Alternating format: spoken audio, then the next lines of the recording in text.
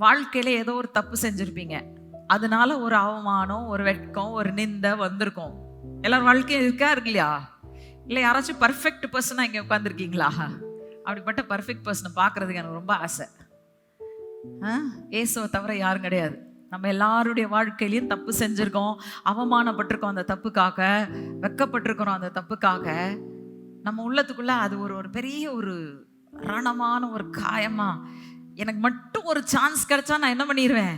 அந்த நொடி பொழுதுக்கு போய் நான் செஞ்ச தப்ப சரி செஞ்சுட்டு திரும்ப வந்துருவேன் அப்படின்னு சொல்றவங்க எத்தனை பேரு? இருக்கா?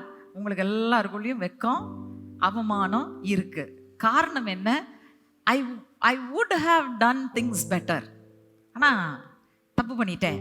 அதனால நான் பட்ட அவமானம், அனுபவிச்ச நிந்தை, இதெல்லாம் எவ்வளோ பெரிய காயமா என் உள்ளத்துல இருக்குன்னு நினைக்கிறீங்கன்னா, சாத்தான் என்ன பண்ணிட்டான்னா, நீங்க ரட்சிக்கப்பட்ட போது இந்த அரணம் உங்களை இடிக்க விடல.